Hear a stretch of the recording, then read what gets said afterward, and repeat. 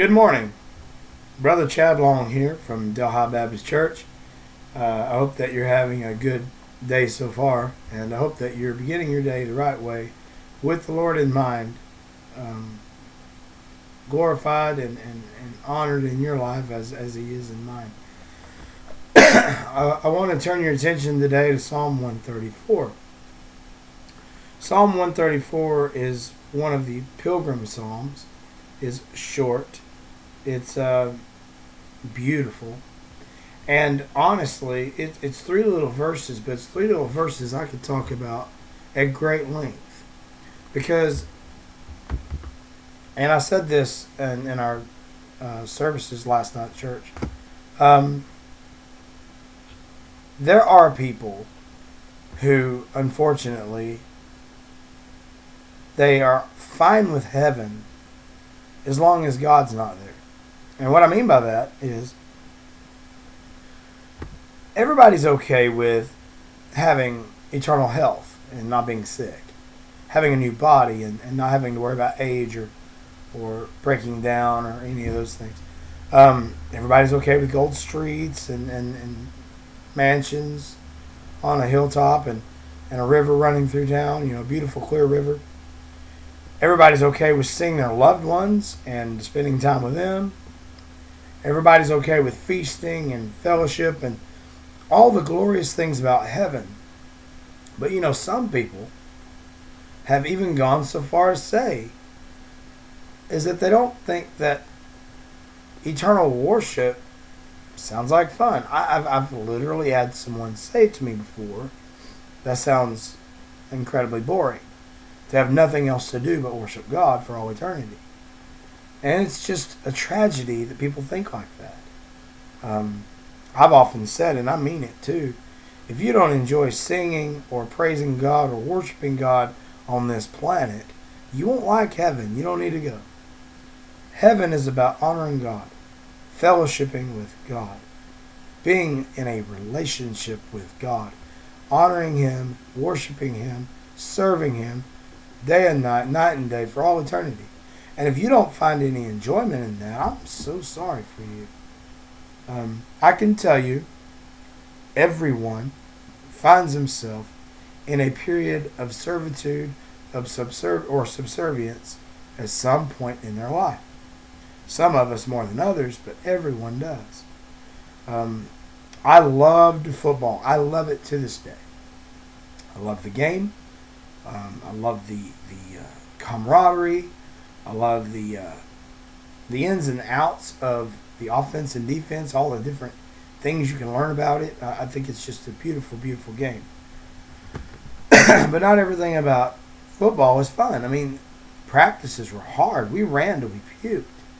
And we did drills and we had to hit people we didn't really want to hit. I mean, there were times I had to make contact with somebody twice my size. And if it weren't for the padding, I probably wouldn't be here anymore. But I remember enjoying it anyway. Even the stuff I didn't particularly like, I remember enjoying.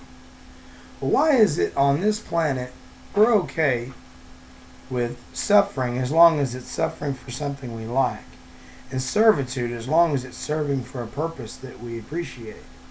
But yet there's so many people who, at the mere mention of honoring God, worshiping God, serving God, they cringe. I can't understand it. So anyway, I say that to say this. If you love the Lord, if you truly love the Lord, you want to spend eternity with Him. I want to see everybody in heaven. I want to see my grandparents, my parents, assuming they're there. I want to see Peter and Paul and David and John. And I want to see everybody. But none of that has anything to do with me going. I'm curious about the streets and the river and the mansions, but none of that is why I want to go. To be all honest, just completely honest with you, I want to see Jesus. I want to see the one who did everything for me, from creation to salvation to sanctification, justification, and eventual restoration to his side. Just being there with God. Everything He's done is so amazing and wonderful. That's why I want to go. I just cannot wait to see Him, to be with Him, and to just try my best to love him as he has loved me. I'll never understand what he saw in me, but I don't need to understand it. I just want to be with him, and I don't understand anyone who doesn't. I can't understand that. But anyhow, Psalm 134:1 says, "Behold, bless ye the Lord, all ye servants of the Lord." Well, if you're not one of his servants, you won't understand or desire this particular thing. But if you are a servant of him, you need to bless the Lord, which by night stand in the house of the Lord. That doesn't necessarily literally mean you need to be standing in the house of the Lord all night. It just means that those who are willing to serve God day and night, whatever the time that the need arises. That means when one of your brethren is knocking on the door and they have an emergency, and because you love the Lord, you're ready to answer the door and be there for them. That means those who have to do things late to prepare for the next day in the house of the Lord, those who clean it or fill up the baptistry or prepare the ordinances or whatever, mow the grass, sweep the floor, clean the counters, just the willingness to serve the Lord, to be in his house, day or night, whenever the need arises. We need to just bless the Lord. Lift up your hands in the sanctuary and bless the Lord. You know, we don't do this enough, and some people do it and don't really mean it. The Bible speaks in the New and Old Testament of lifting your hands up in the worship of the Lord. Now, I've not been known to do this. I don't do it a lot. It's just probably because I was raised in a missionary Baptist church, and I didn't find a lot of that going on until I was older.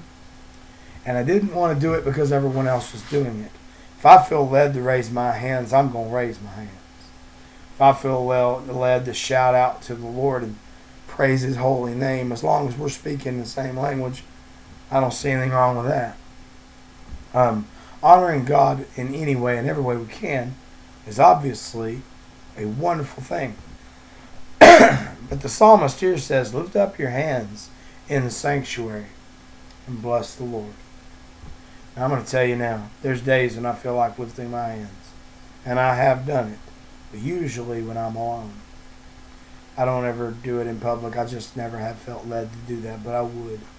And I don't care when you do it, just do it. If you have to go to the sanctuary alone and lift your hands up in the direction of God and just honor him with your worship, well, that's what he tells us to do here. Lift up your hands in the sanctuary and bless the Lord. The Lord that made heaven and earth, bless thee out of Zion. In other words, as we bless and honor and worship him, he'll bless and honor us. Now, I'm not concerned about being honored or blessed in this life. He may choose to do that, and that's fine. There was a time in my youth where it was a focus of mine. But as I get older and wiser, I find that that's not my focus. It's not my desire. I know that I will be honored and blessed in heaven above.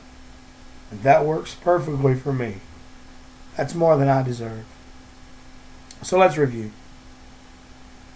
Bless the Lord, all you that serve him. All of those who are willing to stand in the house of the Lord at night or any time you're needed. Lift up your hands in his sanctuary, and there again, bless the Lord. And may the Lord that made all things bless you as well. That's a very simple psalm, but it's a very important psalm.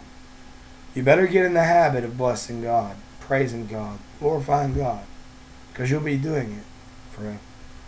If you belong to him. And if you don't, I don't know what other choice that you have. There's nobody else who's faithful and loving and good. There's nobody else you can find who created all things and has prepared a way to redeem all things to himself, all things that will accept him. So there's really no other choice. It's just a matter of coming to that realization and then doing something with it. And I would that everybody come to that realization, understand that, and then just begin the practice of prayer and praise and worship and honor to Him who is most worthy of all those things. You guys have a wonderful day. May God bless you as you honor and bless Him.